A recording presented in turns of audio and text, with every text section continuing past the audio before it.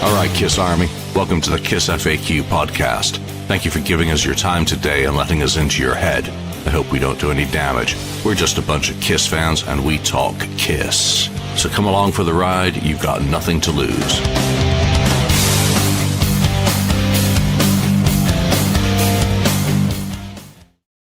All right, welcome to the KISS FAQ podcast. Thank you to everyone who's joining us live for this episode where we're going to be refocusing in on the 40th anniversary of Vinnie Vincent's Invasion debut album. No, God! No, God, please, no! No! All right, so we just lost 3/4 of our audience, but we're going to have some fun with that this week because, again, all of these milestones for these albums that provide part of the soundtrack to our lives are fun to revisit, and in some cases, force people to listen to under duress and the neighbors. So we got Lonnie, we've got Marcus Almighty Mark, the voice of reason, Ken, Daniel's out and about having fun. And just for a moment of reflection for hell freezing over, how about Richie Blackmore joining Deep Purple on stage this week? Yeah, that's for right. Anything being possible with a bit of goodwill and a real meaningful invitation. Yeah. What a difference between that and the end of the road. That's something that you really think could have happened, did happen, and it was nice to see for the moment that it was. So complete tangent, again, just something that happened that I really wanted to mention. News this week. Today, Gene and Paul are going to be throwing out the first pitch at the LA Angels game in Anaheim. And part of the promotion for that event, some merchandise has dropped today specifically around that event. So I think there's a post on the FAQ. I've been really busy this morning, so I haven't had a chance to really check it out and find that link. But there is a post and it's open to the public to read if you're not a member. So cool to see them really spooling things up again. I've been really singing the praises of this album and this process because things are coming together. And again, I believe in celebrating the good and critiquing the bad. Critiquing, not critiquing. All right. Other news this week.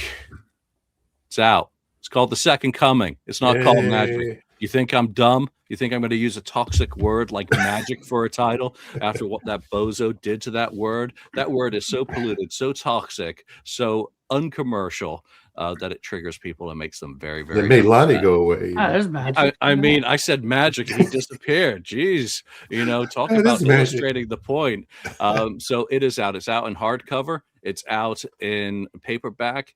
It is far more expensive than I wanted it to be, and that's the reason. It disappeared just like your money. Yeah. KISS fans or Bilbo Baggins flashing their wallets disappear. What's money? So it's far more expensive than I wanted a book to be. I don't like being anywhere near that price point. I had to split War Machine in half because of the print price. And again, everyone knows that there is inflation. There's no way around it. Costs are just up, and there's no way to split a 438 book on the reunion in half and say, oh, we'll do 1996 in one volume. And because then that increases the price overall as well. So it's a fine-edged sword. It may not be the right product for you. I understand, and I do apologize that there was no way of doing it more economically. Well, there would be if I sent it out to Asia for printing and then had to deal with fulfilling it myself. But then that introduces the problem of shipping costs, which are also through the roof, both domestically and internationally. So for those who've already gotten it, I do appreciate your support as always. It was nice to go and revisit the reunion tour, and it's a project that's been underway for a long time. So that's it. That's all the pre-Aceland stuff out the door now, and that means that I've only got Aceland left to focus on. Anyone else get any mail this week? No, I bought some stuff, but not KISS related, so it's not of interest to you guys. So I did get something, but I don't recommend it. Oh, show us because I was cringing when you. What is it? Okay. Is it that Walmart album? What is it? No. Jesus. This is a comic. Jesus, Mother of Mary. Comic book. Ace Frehley, Rock and Roll Comics. it's nothing like those old rock and roll comics. Remember the rock and roll comics that came out in like the early 90s or so, whatever they were. Those were good. Those were good, and those are fun. This one's kind of just I don't know, all over the place, and it's just kind of goofy. Is it accurate? A couple of things. I mean, yeah, things are accurate. They get his name right. It's a little bit. It skips through a time like crazy, and it's not big or anything. But I wouldn't. I mean, it was impulse buy kind of thing, and I wouldn't recommend it really. If you run out of toilet paper, I checked out. All right, let's move on. That's it. Let's get into refocusing on the Vinnie Vincent Invasion, which was released in August of 1986. Again, exact dates are irrelevant. This was the debut that is built on the shoulders of what could have been, in some ways, by what Vinnie might have brought to the picture had he remained a member of KISS. Now, take us back in time and your recollections of this album at the time when you first experienced. Let's get started with the guy who's probably suffered the most for this episode, Lonnie.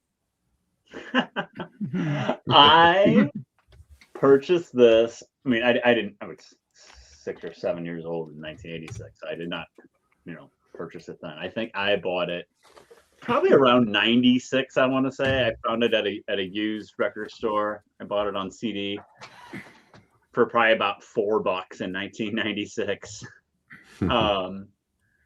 And it. I didn't like it. I didn't like it. I think I might have listened to it once or twice in 96 and put it away and didn't listen to it again for a long time. And I appreciate it more now than I did then. But the 16, 17-year-old in me,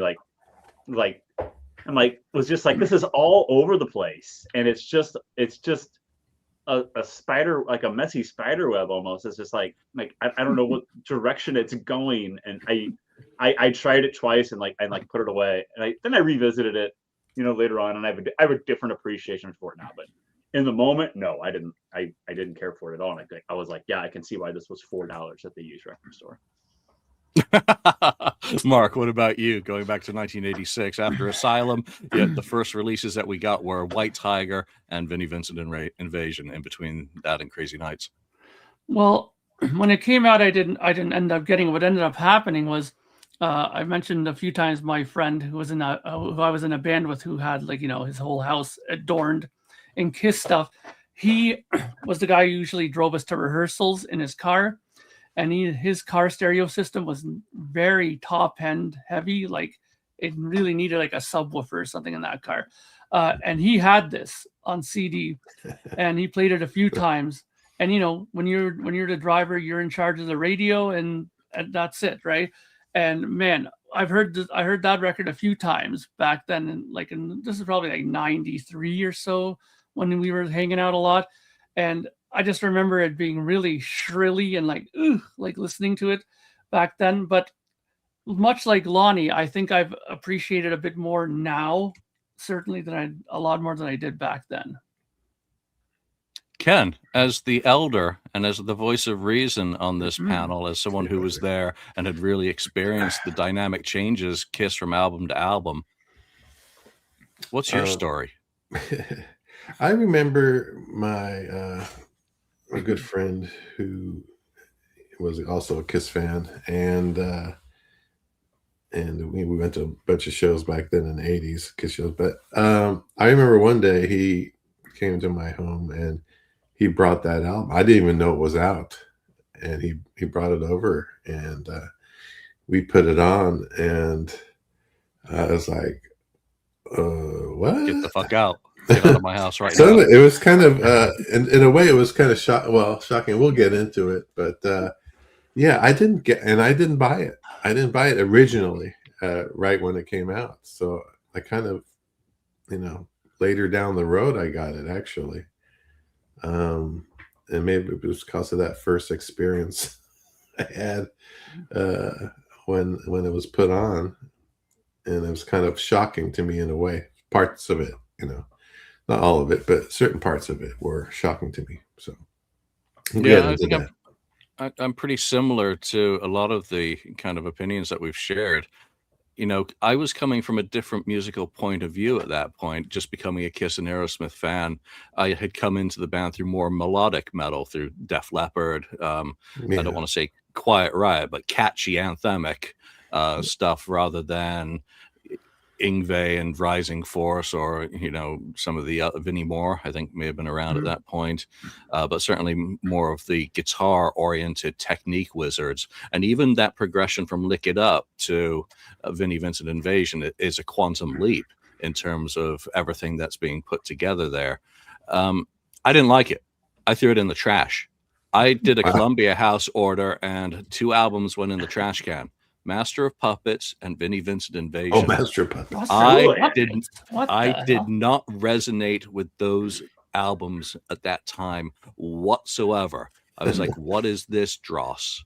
It didn't do a thing for me. And I went back and put on Rubber Soul, and I felt better immediately, or Men at Work or Duran Duran. I was still in that more pop music oriented form. So that stuff didn't work for me. It was a year later that then I get Peace Sells and I start getting into thrash a lot more. I got into Megadeth before Metallica.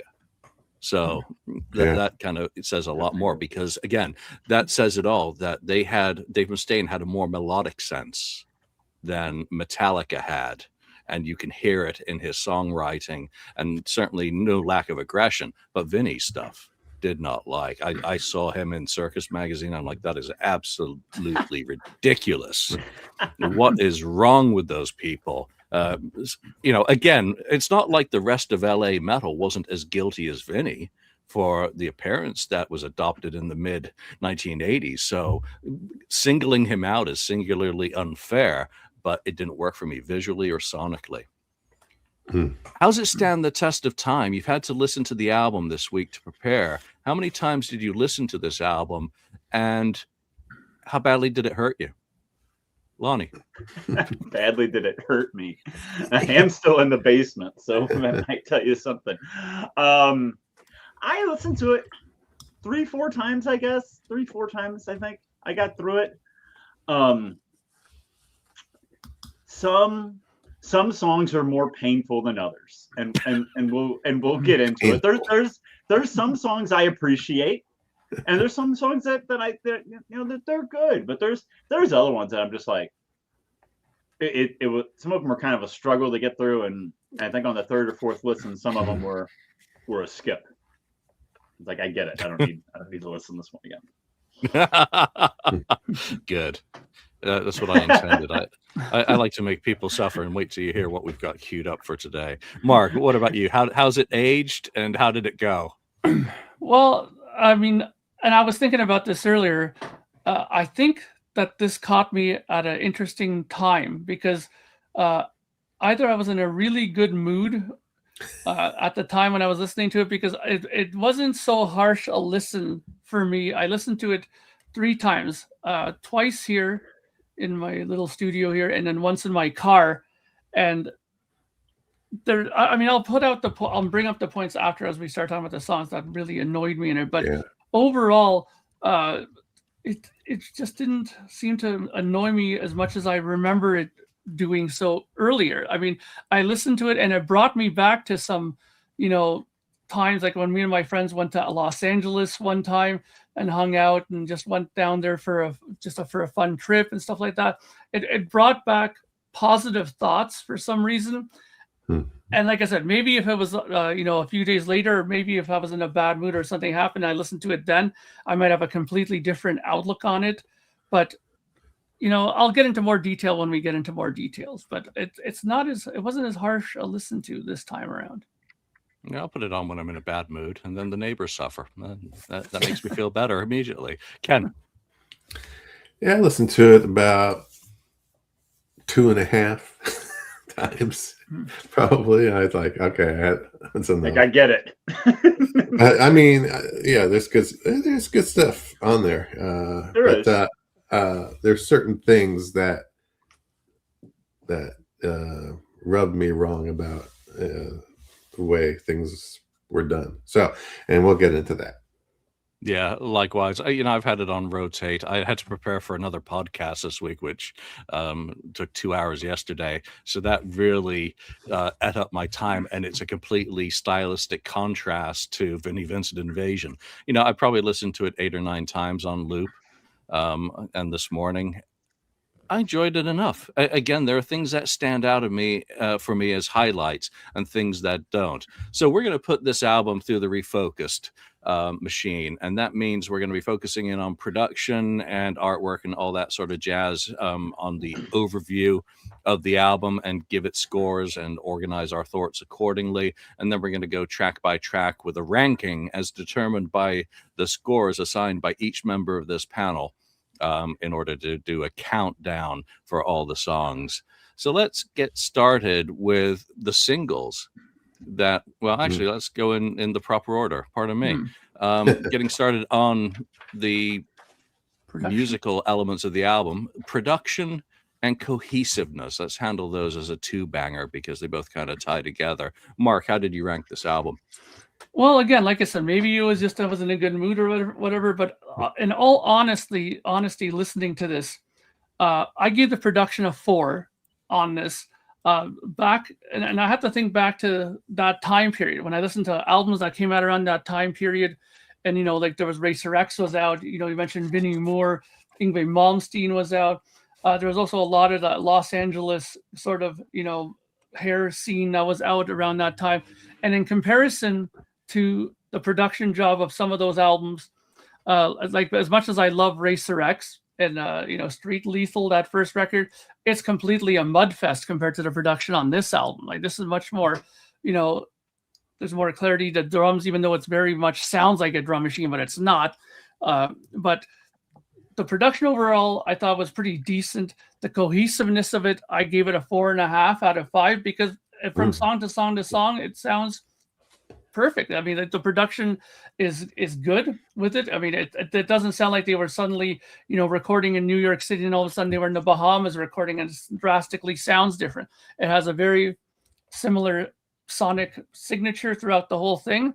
And again, the one thing I would love to ask the guy who mixed it is, has he ever heard of a master bus compressor? Because I mean, that whole the guitar solos on there just come out. It's like dan dan dan dan. It's like you're like, holy shit! You're looking for the volume when the solo starts. Like, come on, man, where's your limiter and your compressor? Come on, man.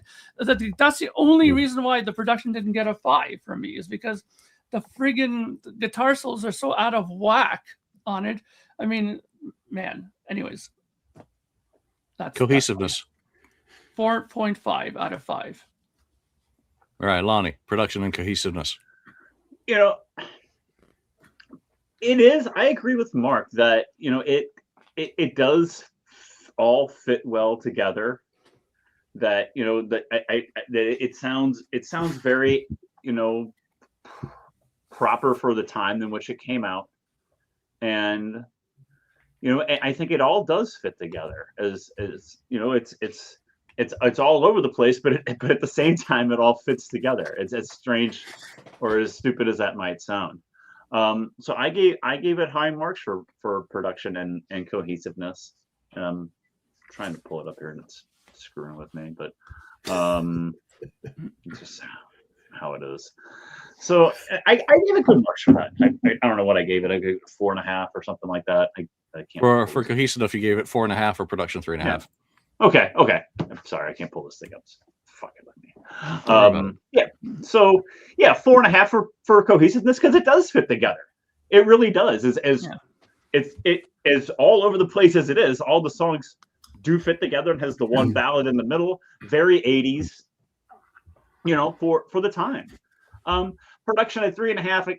It is over the top production with the guitars, and and maybe it's just not my taste. So yeah, I gave it the 3.5. But cohesiveness, it all fits together for sure. And I'm done talking, and I got it pulled up. Perfect. Yeah, you're very fair, very fair there. Ken, how about you? Oh dear, I'm looking at your scores. Okay. Didn't Vinny produce this? No, Dana. with Dana, Dana Strum. Strum. I thought it said Vinnie Vincent and Dana Strum. Anyway. Yeah, but it's Anyway. really Dana though.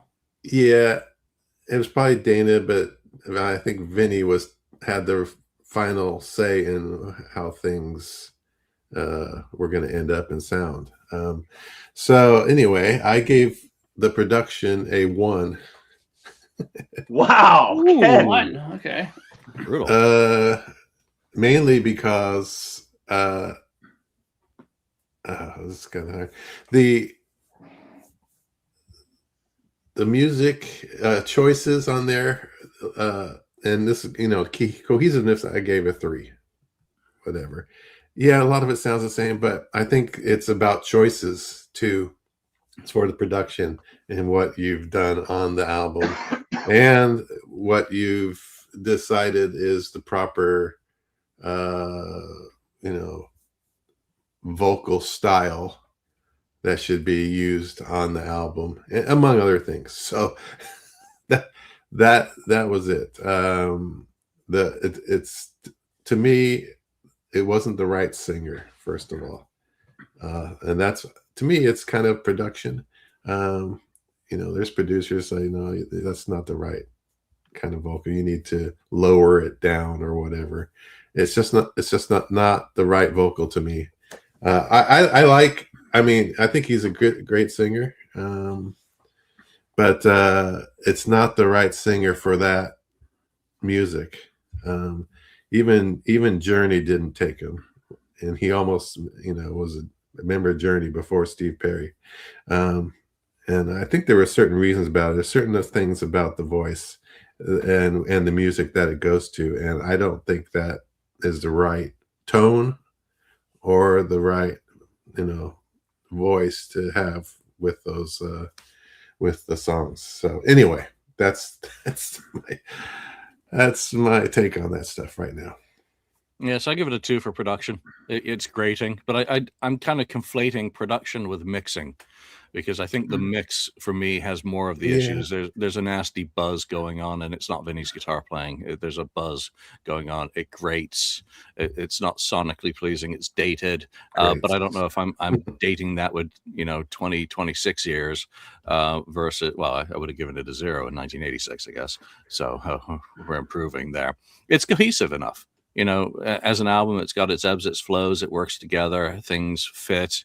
So I gave it 4 for that. Cover art. Let's bring that sucker back up. Lonnie. Yeah, I gave it a 2.5 out of 5. I mean, it's okay, but it's also very forgettable. The invasion with the white around it, you can barely see. It says invasion. I don't know what the hell is going on in the background. I guess it's supposed to be buildings. I'm not sure. I gave it a 2.5, and that's probably pretty generous. Yeah, Mark. Yeah, I gave it a 3. I just thought it was, for the time period. Again, I'm thinking back to the records that I have, like again, the Racer X records, the Vinnie Moore.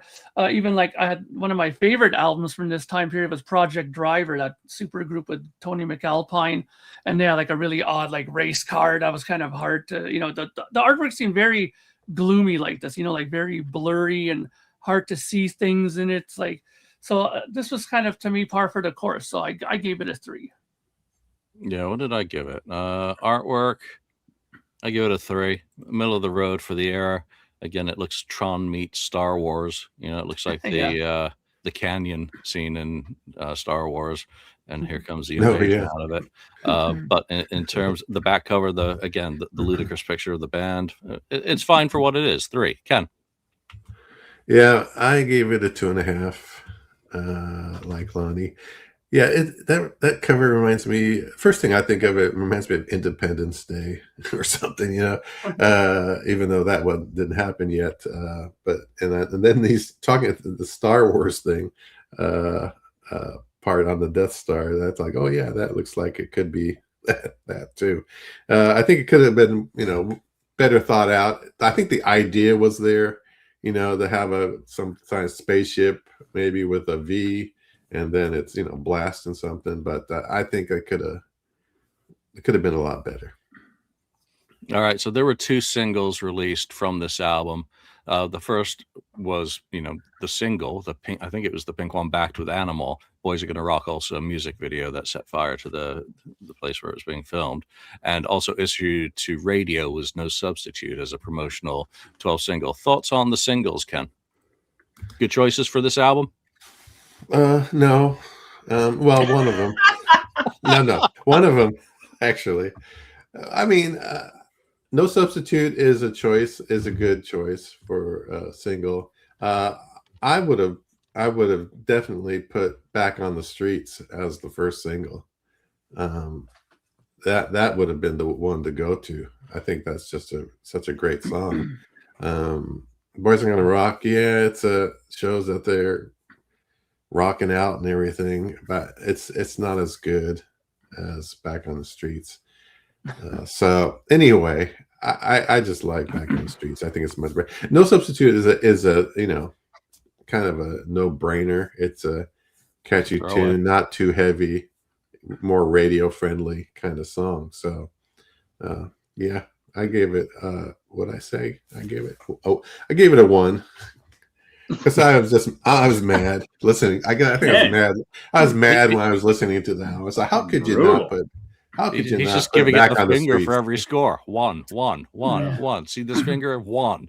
All right, Lonnie, singles. Read the finger. I gave it 4.5. I think No Substitute's a wow.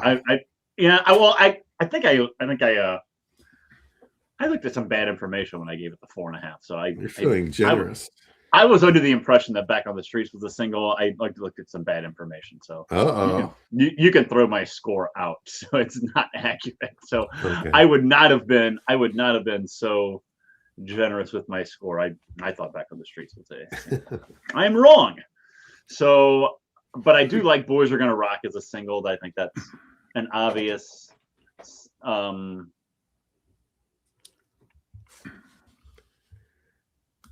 yeah, it was obvious. Single for the album. I probably would have given it a 3 had the internet gave me bad information. Yep. There we go. Mark, singles. I gave it a 4. I mean, I think, I don't know, like Ken is a dear friend of mine. So I'm not gonna. Here we go. He says this every time. He says that every time before he attacks me. I'm not gonna speak ill of his selections, but I mean, I just sometimes think that he doesn't think back to like the actual time period. You don't have to, but this is how I looked at it. Is I mean, at that time, Boys Are Gonna Rock fit in absolutely perfectly with what was happening at the time. I mean, you think of what was being played at that time. That was probably one of the most logical selections of a single ever. No Substitute. It's pretty good. I mean, I wouldn't say it's a fantastic song, but to me, I think logically it worked. I mean, if you're going to do, it sounds like something that would be very more radio orientated. That those backing vocals on there, throughout this record, the backing vocals kind of fascinated me because now that I listen to them more in detail, they almost seem like Mutt Langish before Mutt Langish even started getting into that kind of heavily edited and cut and pasted together backing vocals like on here. It's very ahead of its time, I think, in some ways, but it's not a great song. Boys Are Gonna Rock is much better. So, but overall, I gave it a 4. I thought that for that time period, they were logical, in my opinion.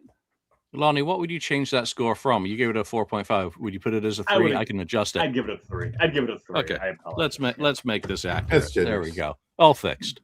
All right, so Back on the Streets, I think would have been the better ballad, but it had been already been used by 3 Speed as Voyage from the Space Aliens. It had been a single and all that, so maybe they didn't want to use it as a result of that, or maybe there was still some question with the Kiss business since it had been considered and recorded for that band. So who knows what the reasons were. Boys Are Gonna Rock, again, for what it is.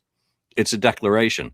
It may be a cat having a seizure while throwing up a hairball and having diarrhea simultaneously musically, but it is a very visual. They did a great job with the video, and that was, I believe, Nigel Dick who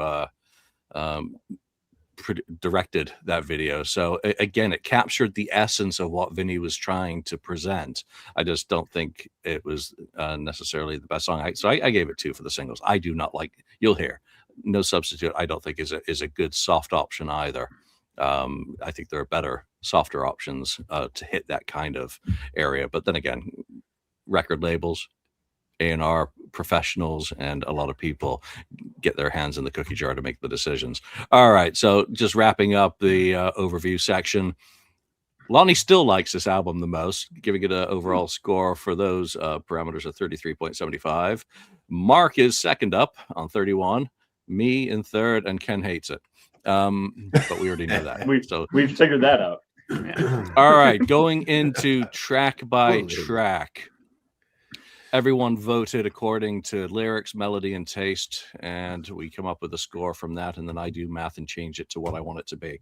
So we come up with a ranking of least favorite to the winner. Let's get started. In position number 10, No Substitute. Fittingly, my point is proven. The worst song on the album, according to this panel. Ken, commence. No Substitute. That's like my highest rated song. Really?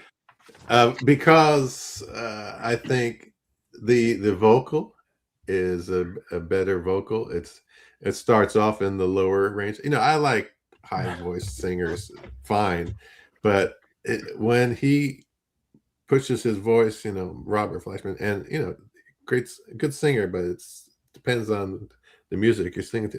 It gets so pushed so hard and so high that it's shrill kind of thing, and it's just too much. It really is too much. And in No Substitute, it's toned down, and I really like the vocal. So that's what did it for me. Plus, it's a radio friendly, catchy tune. I enjoy it.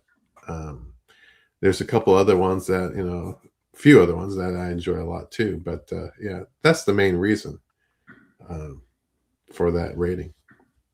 And you ranked it the highest, and I didn't even spot that until now.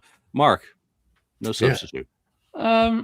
It wasn't my least ranked one. There's two that I thought were worse, in my opinion.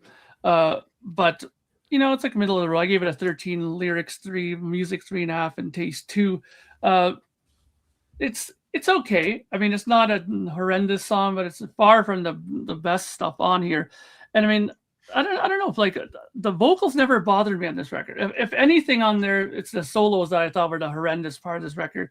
The singing didn't bother me at all. I mean, don't forget, you had people like Halford who sings very high, and that's, I mean, if you don't like this, you shouldn't like Halford.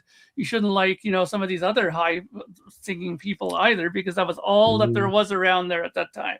You can't tell me Painkiller isn't up there and stuff like that. Like, come on. No, but he uses more of his vocal range. Yeah, okay, but stay in the stratosphere the whole song. Okay, but still, I mean, yeah. Well, in Painkiller, he pretty much does, but in other songs, yes, he does change it up. But at that time, a lot of people wanted to sing like that. Mark Slaughter and all this other in the 80s, singing high was the thing to do. But overall, Paul Stanley. Yeah. There you go. that wasn't work. That didn't work out either. Yeah. But overall, I just thought that this was just kind of middle of the road. So I had a 13. So, Lonnie, I ended up with a 12 for. I mean, I'm with Mark a little bit on this one. That it's okay, but there's songs on it that there's songs on here that are better. There are songs on here that are worse. I just can't get past every time I listen to the song this week, I'm like, the No Substitute. All I can think is about South Park and Chef, and he's singing that song to the kids, and the substitute teacher goes, "No substitute for you," Okay. That's all I can think about listening to that song. Maybe about 7:30, I'll come by and pick you up in my car. Nice. That's about all I can think of listening to that this week. I think I like that song better than this. All right. So for me, I gave it 2. Wow. 2? Sickening. A 2? Sickening. Absolutely dreadful chorus. I find it bland, but I find the nice melodic solo damaged by the runs, and I don't know which runs we're talking about here, guitar runs or diarrhea. Sonic diarrhea on this one. Again. Too many notes? Oh. Well, my dear fellow, there are, in fact, only so many notes the ear can hear in the course of an evening. It's one of those songs. So, point. Let's play the solo.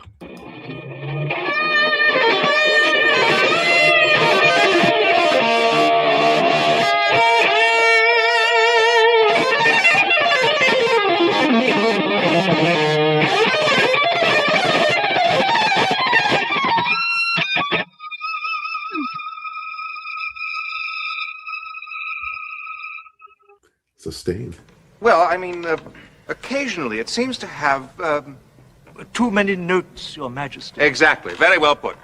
Too many notes. Yeah. Actually, it sounded better isolated than it did within the song. Does it? Again, I'm not too sure how some of these. He's got so many layers of guitars going on in this. I mean, he's doubling. He's got so many effects going. Very, very difficult to get AI to not off itself. It's like shutting down, overload. Cannot take any more of this. So let's move on to 9th place for this album. And I'm actually very disappointed in you people. On 13.38 points, Twisted. Mark. Yeah, this is one of my lowest ranked songs of the whole record. I never liked this song. This song kind of rubbed me the wrong way. I mean, this is another trying too hard song in my opinion. You could have, and the funny thing is the clips, those humorous clips that you just showed before, could be played for lots of these songs, because I think the main flaw in these songs are the guitar solos. So. I never liked this song. Ken? I gave it an 8. Yeah, Twisted. I gave it a 12 total. Mostly got hit because of the taste. I think it's okay. It's an okay song, but it's just kind of not something I want to go back and say, oh, that's a great song. I need to listen to. It's just one of the lower rated songs on mine. I have a few at that score, and probably the lower half of the album of songs. Half of it, about half of the album, I like. Okay. Lonnie, Twisted. Yeah, I had Twisted pretty low, so I ended up with an 8 for it as well. It is. I agree with Ken. It's not a song that I'm seek out. That let me listen to Twisted. That thought never crosses my mind. I know there are some songs on here with some really bad intros, and this is one of them. That the song just starts off, and you're just rolling your eyes to get through the intro. I'm like, why did we say, let's have this goofy Twisted intro? Just start the song.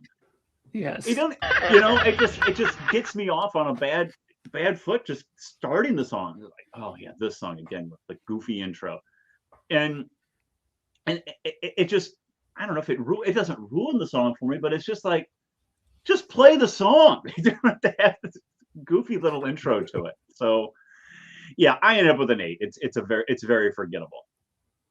He does the same with his solos. He does goofy intros, pre-solos with effects and all sorts of things that go on for 20 seconds before actually getting to the solo. Sonic Tapestries to set it up. Let's listen to the solo.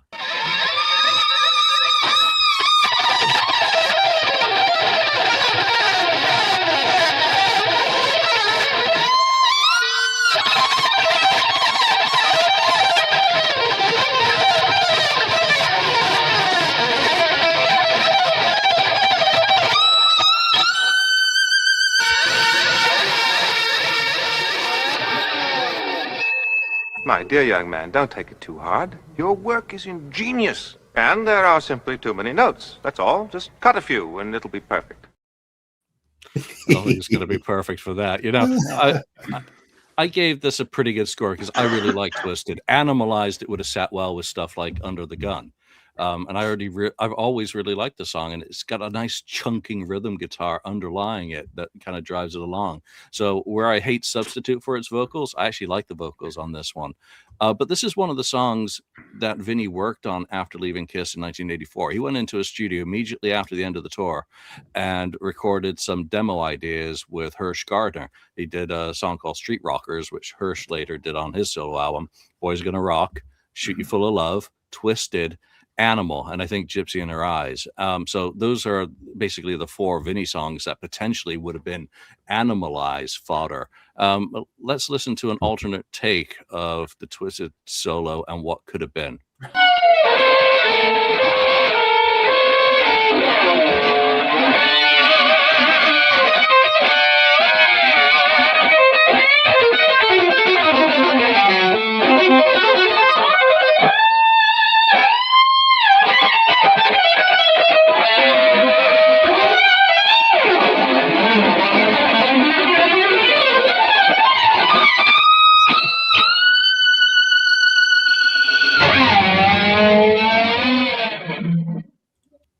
Mark, as a guitarist, I want your impression on that. I'm hearing it.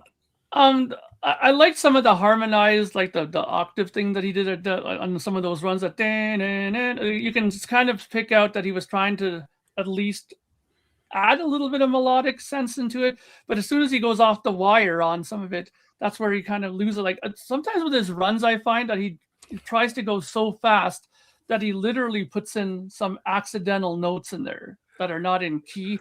But, they go by so fast that you usually don't always pick them up. But I don't know. I think this solo could have had a bit more. If it worked out a little bit more, it probably would have been a better solo, I think. Could have had a few more notes? No, because he didn't put so many more notes in this one. Exactly. I think more restrained. I was going to say, I think part of the problem is not just the notes, but is the guitar tone. I don't like this guitar tone that he has on his solos. Shrilly. It needs to be a different tone. I think it would have helped. And then that goes back to the production. Yep. All right, moving on into 8th place on 14.18 points. Baby, oh, my. Well, Mark, you did the sigh of exasperation. Get us started on your score for the song. This song is another one of them that I didn't rank very high. I mean, this is like an 8 again. 2 for lyrics, 2 for music, 2 for I probably should have gave it a 1 for taste, but I gave it a 2. But I didn't like it. I just lyrically, this song really got me kind of like the whole baby thing. Oh baby, like it's too syrupy. I mean, for somebody who wants to come across as like this mega, like all energy, all blasting, it's very sappy. It goes totally against what you would expect to hear on this record. And I mean, and plus it's like 9th on the album. By this point, maybe it was put in there strategically to kind of give people somewhat of a respite from the rest of it. But this song never connected with me. Lonnie. Yeah, I ended up with a 10 for it. It's another forgettable song on the album. And the melody, I gave the melody a 3. But maybe that's a little bit generous. But I gave the lyrics a 2. I'm with you with the lyrics, Mark. Baby, oh baby. It's just like, all right, it's. And taste, I ended up with a 2. It might be a little generous too. Yeah. And so I ended up with a 10. I mean, it's just fine. It's just forgettable. It's one of those songs like I'm listening to the album like for the 3rd or 4th time, like, okay, I get this one, and let's move on to the next. It's just very, very forgettable. Too much with the guitar a little bit. The lyrics are just too sappy again too. It's just okay. I get it. Let's move on. It's not for me. Well, I'm standing in a stark contrast to the rest of you lot. Really? Vinny haters. Really? I like the lyrics. This is, I think, one of my favorite songs on the album because of the wordplay. It's structured, the rhyming, the cadence. To me, it's just a catchy pop metal fiesta. So, eat it.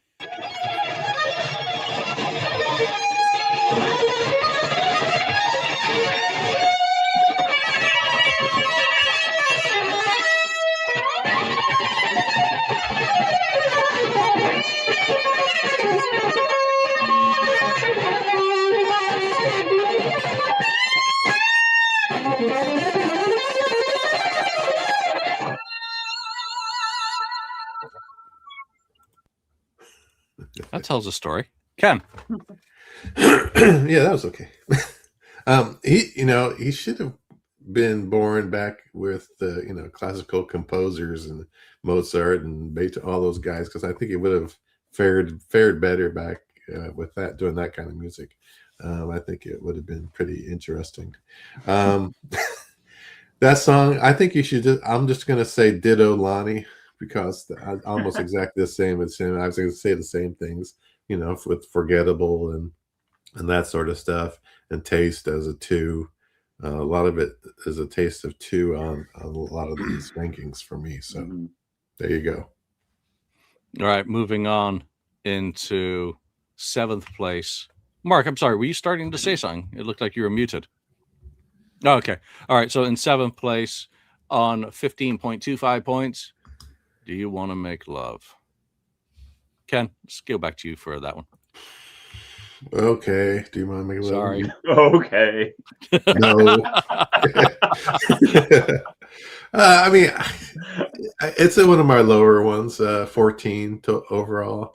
3 for lyrics, just kind of in the middle of the road. Melody. Actually, I gave it a better for melody on a 4, but my taste of it, because I don't really care for it that much. It's another forgettable, like the other song, the prior song. So I gave it a taste of 2. So that's why it's a 14. Yeah, I can't even really remember the song. That's how memorable it is to me. So yeah, there's certain ones that are memorable. I can, go back. Oh yeah, I know how this goes. But that one's kind of not so much. As well, his solos are electric shock therapy and that kill brain cells. That's why you can't remember them. Lonnie. That might be it. I put this one a little bit higher than maybe the rest of you. I ended up with a 17.5 on this one. Wow. It's one of my more favorite songs on the album. I feel it's a little catchier than some of the other stuff, and almost a song that you could almost see that had he remained in Kiss, that Kiss could have ended up doing. I can almost even hear Paul Stanley singing it. So for the fact that it's a little more Kiss-like than some of the other stuff on here, I ended up a little higher. It's a little catchy. You kind of catch yourself singing along with it a little bit. Maybe not out loud. You might get arrested if you start walking around singing that. But probably not the best song to walk around singing out loud. But it's a little catchier though, and it had a little more Kiss type feel to it. So I ranked it a little bit higher.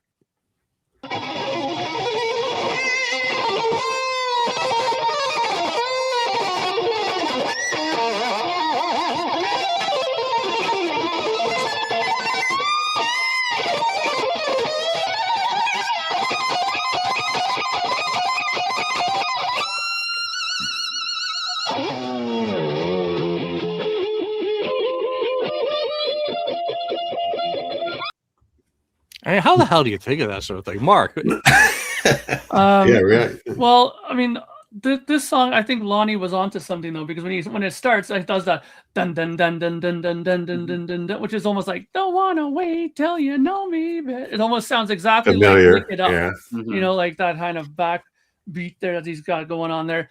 I mean, so it's not horrible. I had it only a 10. I probably could have put it a bit higher, but it's musically and that it's not bad.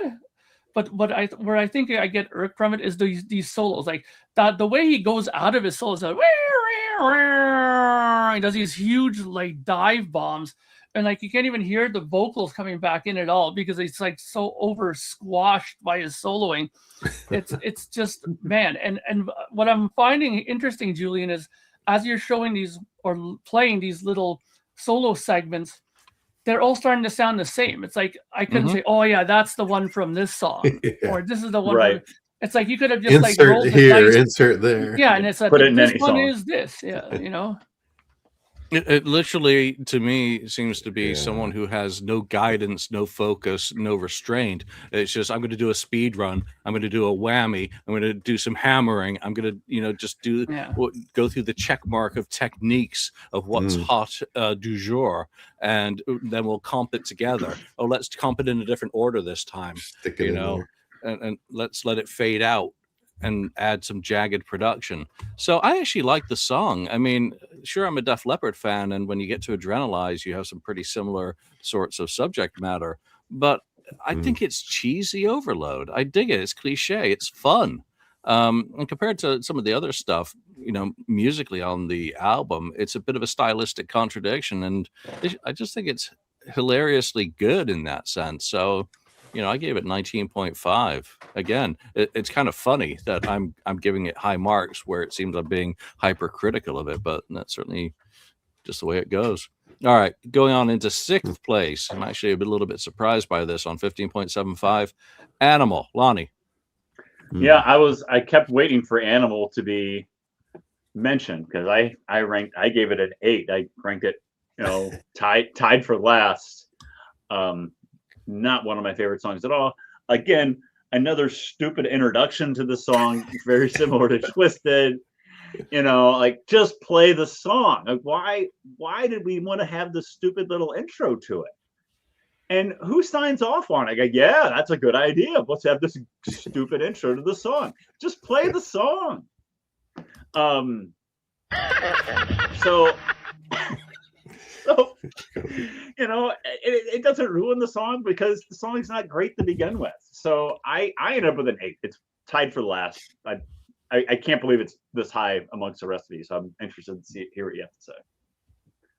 Mark, Animal. Actually, Lonnie, I think you're going to be disappointed in me because I ranked this at 24. I actually Wow. Yeah, I love the I love the music. The beginning, I agree with you. It's another one of these long introductions. It's like that could have been cut out. Like there's easily 30 seconds there that we could have chopped off there. But the rest of it, I didn't mind. Again, everything. Maybe it's because it's kind of early in the records, like song 5. Maybe I haven't been totally blasted by this point, but I don't know. This song never really bothered me. Song 4 actually. Sorry. And it didn't bother me. Like I said, I was probably in a really good mood. I was listening to it, and because I found that as long as the whole rhythm guitar, bass, drum thing works somewhat decently, then I kind of more forgiving like that. The vocals were okay, I thought, but again, it's the guitar solos that ruin these songs for me. They could have been far better, even in my opinion, if you would have put a decent guitar solo on this. But he can't help himself. It's just like what Julian said. Bastard. Like, here is my checklist of things I need to put in every solo: whammy bar dives, tapping, unbelievably fast runs that are not even in key sometimes. It's all these things that he does on there that just ruin it for me. But otherwise, the whole groove of it, I thought it was okay. But then, the solos always fuck it up. Not exactly the high marks of approval. It didn't bother me. Ken, did it bother you? Yeah, this is my lowest ranked of all of it. Wow. Okay.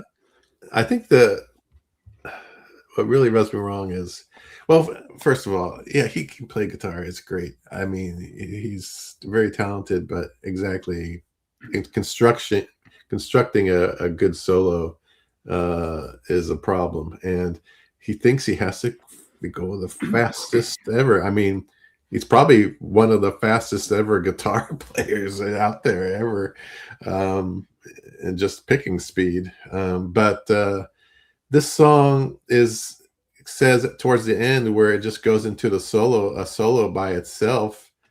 It's soloing. It's like a look at me kind of thing. It's like, no, the whole album's look at me. Well, you're right. It is, but that's even over the top, even more over the top than the rest of it. I mean, there's so many fills in these solos, but that is just like it just goes to a solo by itself. I'm like, oh my god, and it comes back in. It's like, what are you doing? It's just ridiculous. So, yeah, I just rubbed me the wrong way, definitely. No, look at me as a cry for help, just with different phrasing. Animal, though, Kiss stole his title. So I'm pretty sure on those phone calls with Gene, he mentioned, you got songs like Animal, and that's where Animalized. You just feel Vinny. Animalized, this song would have been better with a bit of a co-write. It's more straightforward rock. It needs a better chorus, and this is the one where the pre-solo. I didn't even use that in the Sonic example because it's just too freaking long. I'll come back to it if I remember.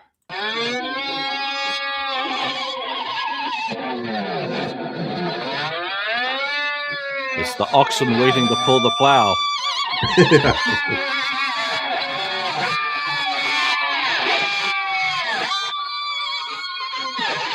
With a horse.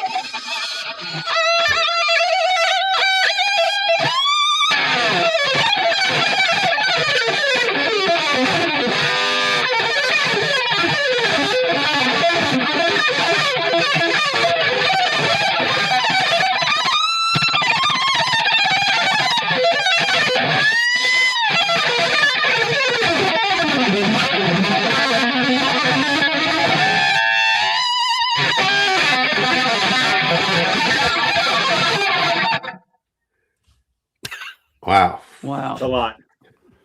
All right. Honestly, So if he was still in the band in 1984 for Animalize, Lonnie, who would you think he should be co-writing with to help shape some of these song ideas that could have been for Kiss? Who would have done a better job of making them palatable, do you think? Well, the only answer is Paul Stanley, because Gene was kind of checked out at the time. So I think Paul Stanley would have to kind of come in and kind of rein him in a little bit, say, okay, not so many notes, and let's try to be a little more melodic than just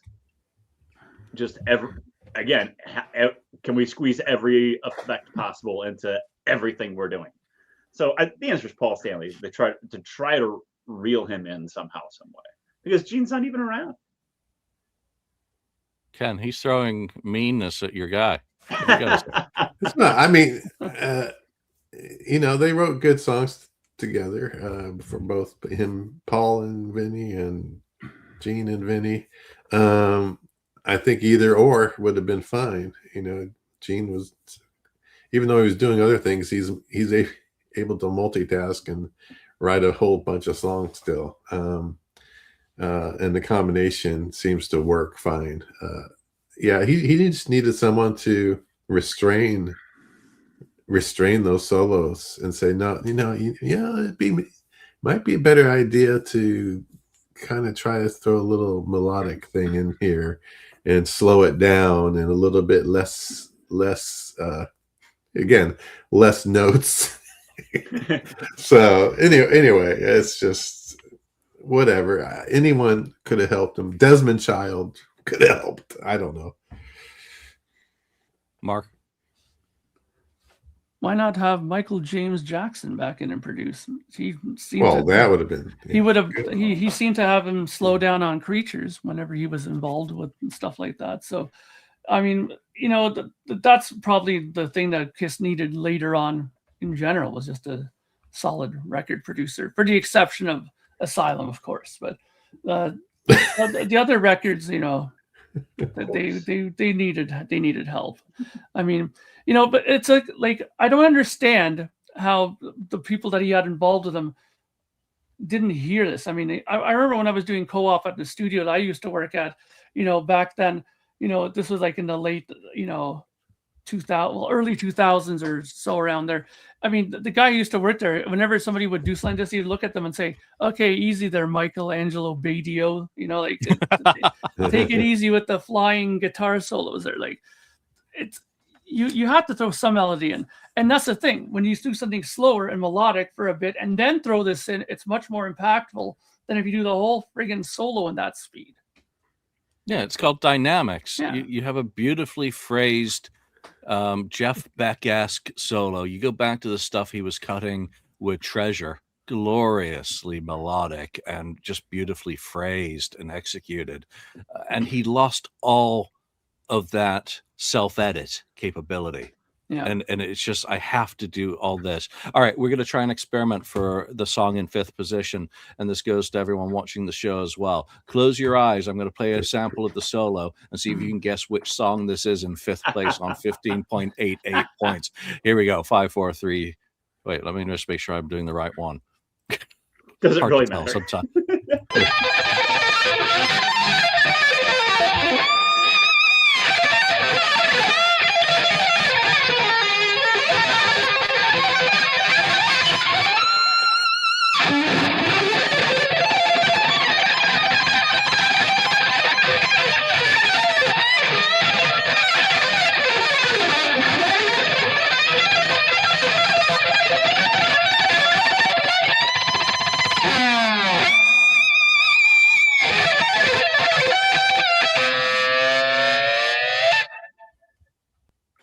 All right, Mark, which solo was that?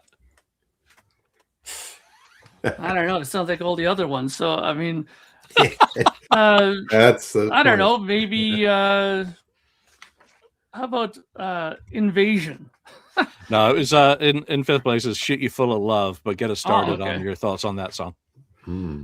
Shoot You Full of Love. It's interesting is that opening riff, it's almost kind of AC/DC-ish if you listen to it, like it's like, wow, okay, that's a little bit different sort of take on it. Again, I think in retrospect I could have gave this a little bit higher mark of a song. I only gave it a 10, but overall I don't mind this song at all. I think what it is that when I listen to the record, you know, the opening track being, you know, Boys Are Gonna Rock, it's so like, yeah, you know, and then you get to this one and it kind of dropped off a bit, so maybe I was kind of impacted by the glory that was, you know, Boys Are Gonna Rock, and this kind of made me not see it as high ranking wise. So I only gave it a 10, but it's not a bad song at all. Lonnie. I gave this 17.5. It's one of my more enjoyable songs on the album.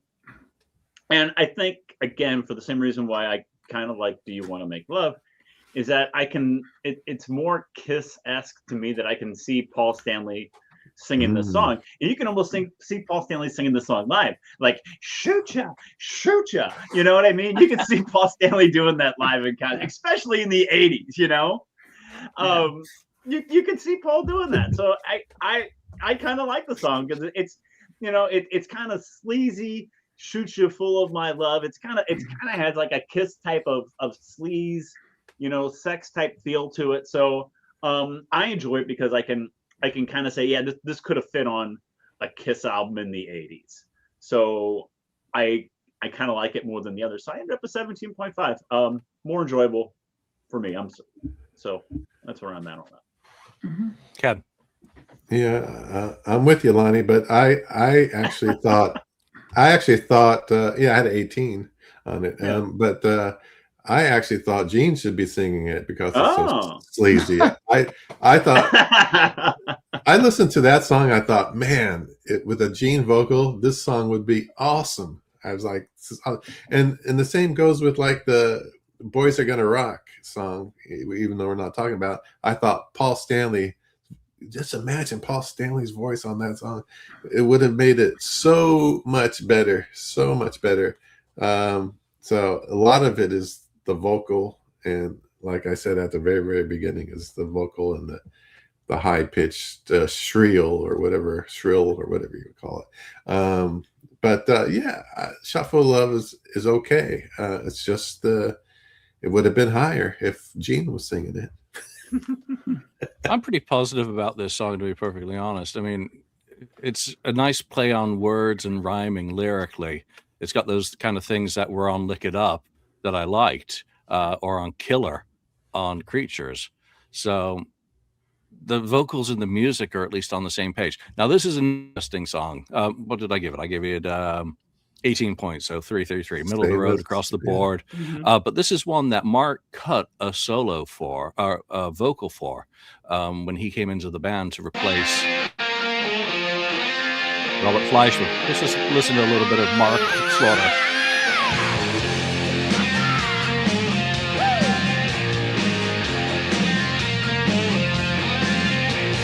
Sunset slow in the picture.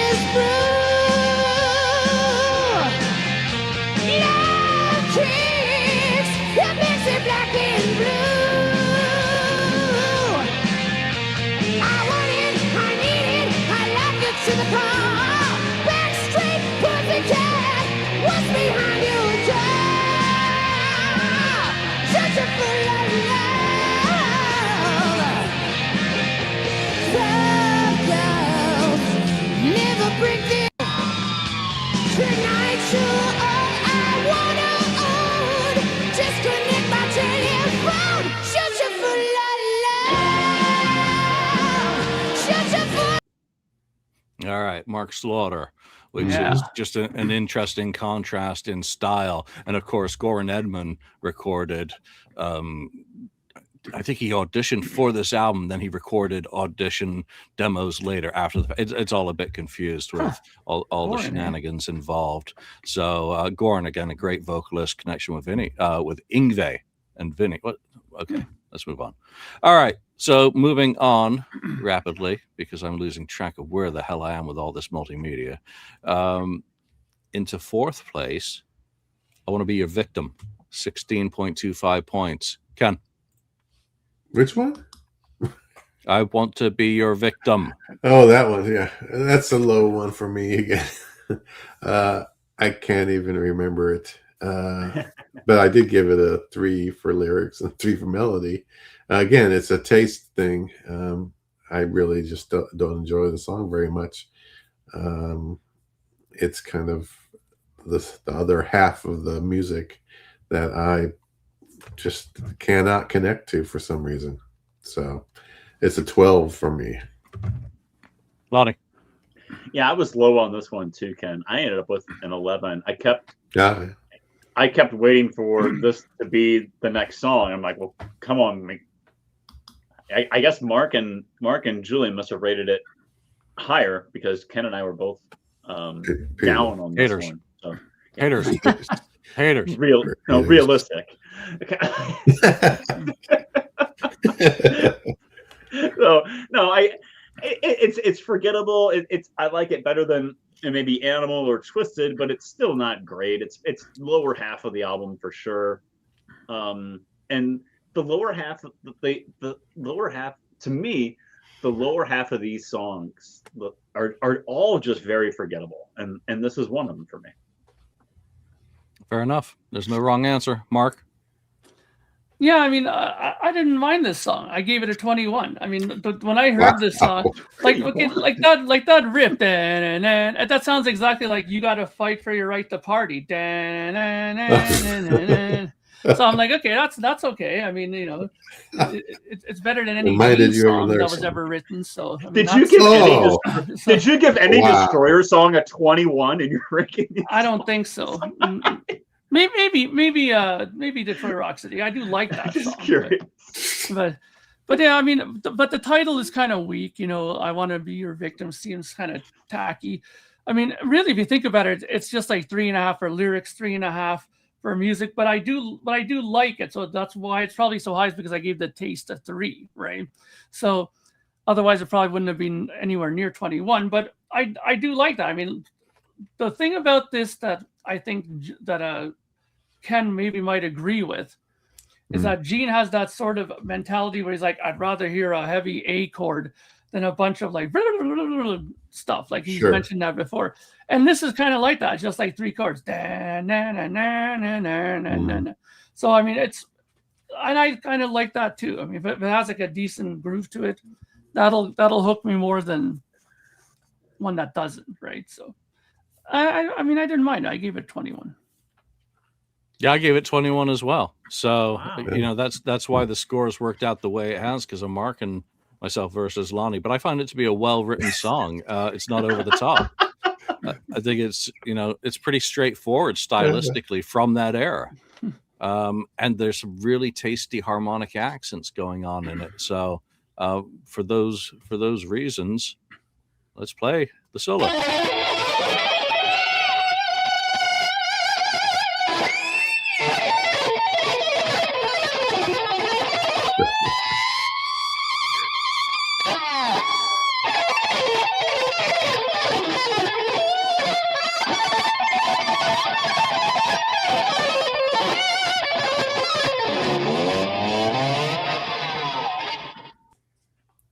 Jesus. Didn't I hear that same solo in the other song? Yeah. People Yeah, are wondering, yes, why does Julian keep playing the same damn solo after every... You just played that. Knock it off. All right, we're into the top 3 now for the album. No real surprise. Well, maybe there are some surprises already. But in third place, 18.41 points, The Boys Are Gonna Rock. Well, Ken, are The Boys Gonna Rock? And why not, if they didn't? Pretty good. I mean, I gave it 18. I think that was generous. Yeah, I gave it 3 for lyrics, 3 for melody, and 3 for taste. It's a song that's pretty good. It sounds like it's a song that I enjoy. So yeah, I mean, again, if the only thing is, I guess You gave it 27 points? Oh, wait, no, that's someone else. No, 18. 18. Okay. No, I didn't do that. God. Are you crazy? No. But yeah, if it production and some other things were changed, it would have been even, higher for me. But it's not a bad song. Mark, you gave it 27, and Ken just said you're crazy. Well, I mean, like I said before, You're crazy. Ken's from a different era. He likes he likes some of the more mellow stuff. What was that? What he likes? What was that guy that you like that you keep talking about? Neil Sedaka? Yeah, like he likes Sedaka and sure, Carpenter. Sure, I like that stuff too. like that.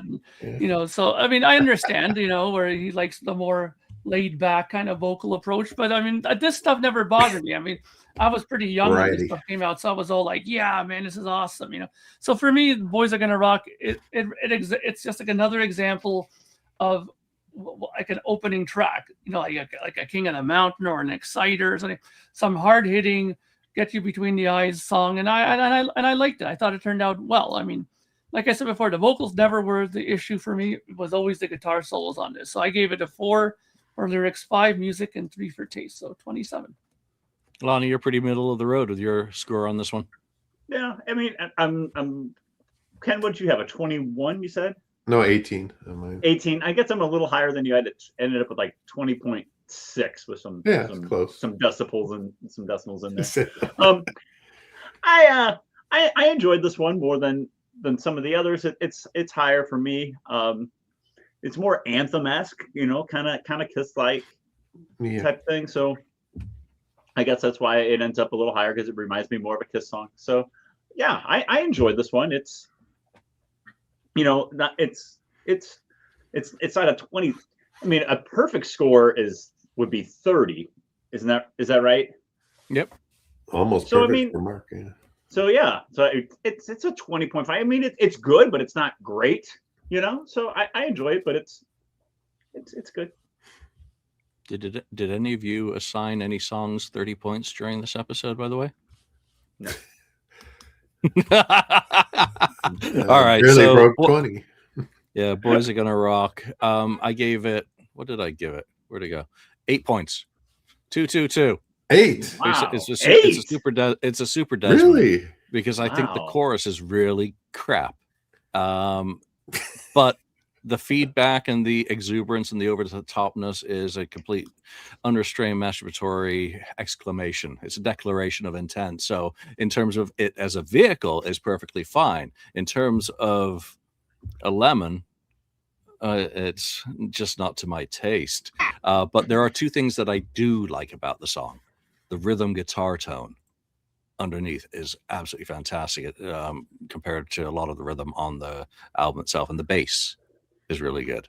So it's not all dislike. Better produced from me.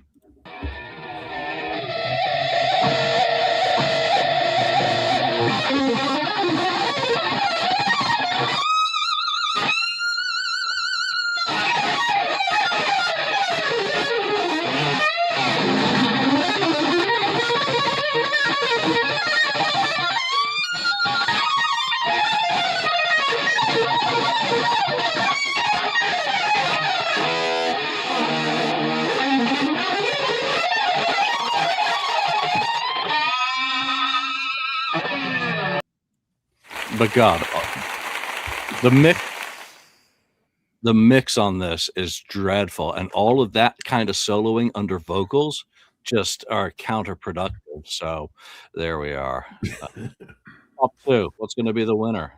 Anyone want to take a guess out there? Let me ruin it for you right now. 22.13, clear separation from third place. Back on the Streets. Ken. Yeah, Back in the Streets is a great song. I really like it. So, and that's the one that I think, wasn't that the leftover from Creatures or something like Creatures. that? Right? Creatures. Yeah. Going way back, which that would have been great if that would have, landed on Creatures. That would have been a great one to put there. Yeah, I really enjoy that. The melody's really, really good. Lyrics are, decent, 3. But I still gave it I gave it a 3 on the taste. So it's one of my second favorite on the record, which is at a 21. I give it a 21. Lonnie. Yeah, I ended up with 24 for Back on the Streets. I enjoy it.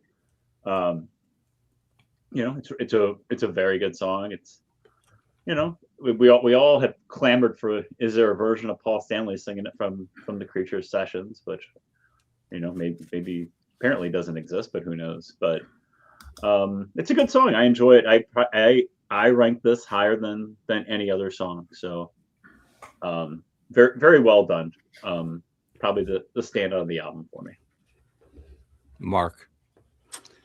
Yeah, I mean, I like this too. I gave it a 22.5. I again, much like what you guys said, I think it's one of the songs that you can immediately hear Kiss doing. So I think that's where it stands out and has a clear advantage over the other material on there. So, and it's surprising that Vinny actually kind of maybe took that into mind when he did this. Maybe he thought, okay, well, maybe I should do a song more like that, at least have one song on there. So I think it was a good addition to the record. Yeah, I gave it 21 points. It's a good song. Invasion did a better job than Kiss with it. No doubt about that in my mind. It's musically strong, but the solo here kills the nature of the composition. Again, that's the problem. It needs a melodic solo. But I think the definitive version of this song for me is pre-Kiss. It's the Warrior or Vinny's demo of it is just superior in all forms. So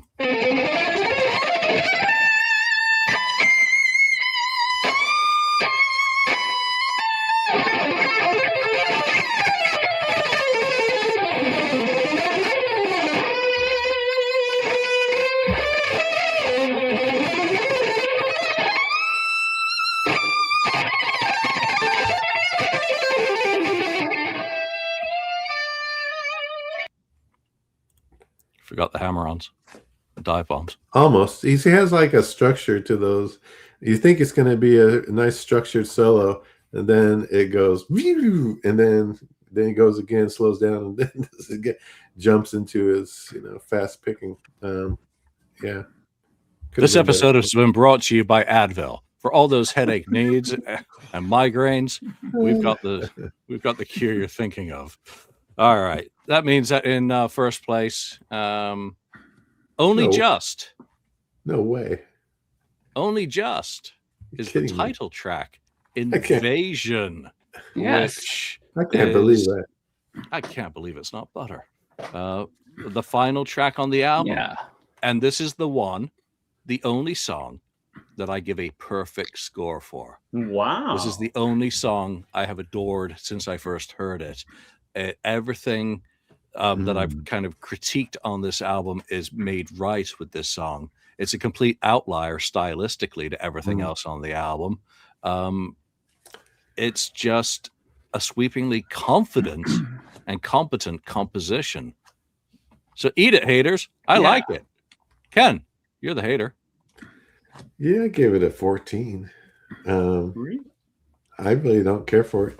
And I mean, it's okay. Good lyrics. It's just my taste brought it down. I think it would have been 21 if I liked that style of song more.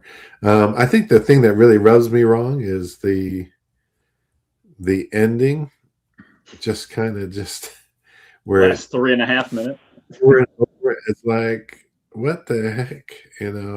There's no reason for that. I mean, I think I would have given it a higher score. It's just again, that's another production choice or idea, or which was wrong. So that's the reason that's lower for me. Fair enough. Mark, you also like this one as well. Yes, I mean, I was this close to giving it a perfect score as well. I thought the chorus was great. Invasion, that whole thing is great. And the thing is, when I first saw this, I thought to myself, a 7-minute song, could this possibly be a progressive rock classic from Vinnie Vincent? So I was like, but then afterwards I listened to it. I was like, okay, musically it's great. And then we got to that ending, and after me like 3 minutes of that, I was like, it brought me right back to the Kiss debut with Black Diamond. It's worse than that. It's just the same brutal idea. It's just it's the same thing. It's exactly the same thing, except that instead of doing it with like a really with one chord, he's doing it with a bunch of notes. So, it's if you really think about it without any bias, it's exactly the same thing. So, if you would have took that out, I think it's a near perfect song. I loved it. I think it's great. Do you have a problem with the run out groove treatment on Def Leppard's High and Dry? No. No. I never get that far, so I just. Wow. Disconnect. Bam. Lonnie. Yeah, I really like the song Invasion, but again, to echo what Ken said, the last 3 minutes, it's unlistenable. It's a great song, but the last 3 minutes of the song are unlistenable. So I can't give it that high of a score because it makes zero sense at all. It is a great song, but I can't ignore the last 3.5 minutes of the song. Yeah, I think we all said that. Yeah. Yeah. So the reason why it's worse than the end of Black Diamond is because it goes on for 3.5 minutes. So but I do enjoy the song itself. I do enjoy it very much so, but I can't ignore the end because it does exist. So I knock it for that. Yeah, fair enough. Let's recap our countdown today. In 10th place, No Substitute, Twisted, Baby O, Do You Want to Make Love, Animal, Shoot You Full of Love, I Want to Be Your Victim, Boys Are Gonna Rock, Back on the Streets, and Invasion. And here's the solo, just to make it a complete set.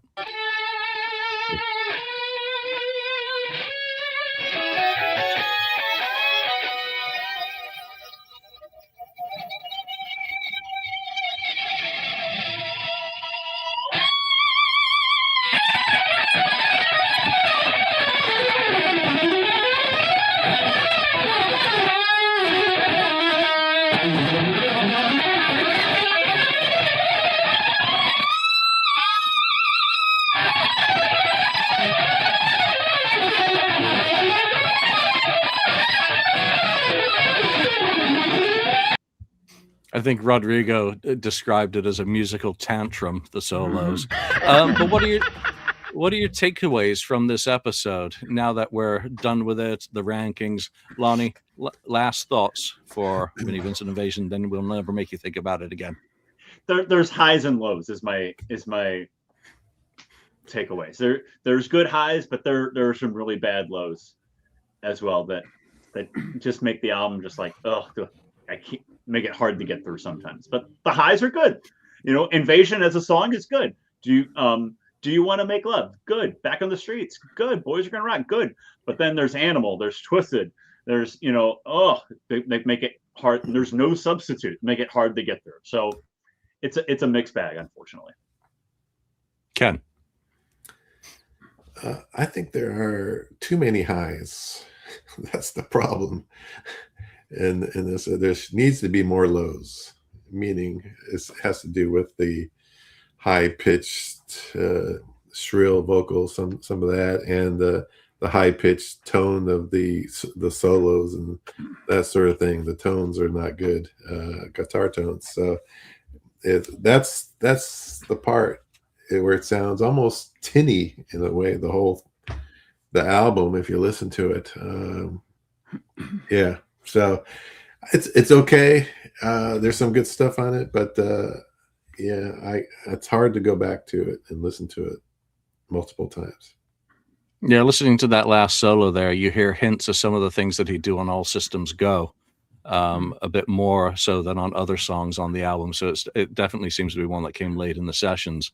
I can't remember the history off the top of my head. I just don't care anymore. It was fun to go back and listen to it. It hasn't changed my opinion of it. Obviously, I ranked quite a few of the songs quite highly. It's grown on me over the years. I still prefer Guitars from Hell. I still prefer All Systems Go for its melodic sense. There's some Guitars from Hell has some really tasty playing, and there is more structure to those things. But this was an emancipation in some ways, the album musically. So I get it. And it's been fun again going back and revisiting. I want to thank everyone who's taking the chance to listen to this show today with all the samples. I hope you have enjoyed it. Mark, your final thoughts on this album? Probably better than I thought before I listened to it again. But the guitar solos are just horrendous. That's one thing that hasn't changed. It's one of these guys who go in like a Mustaine who goes back and does a remix and then like re-records stuff. I wouldn't be opposed to it at all, re-recording all those guitar solos with something slightly better, but that would never happen. But it's okay. I mean, will I pull this record out anytime soon? No. Maybe someone will pull this record out as a result of this episode, or they'll burn it.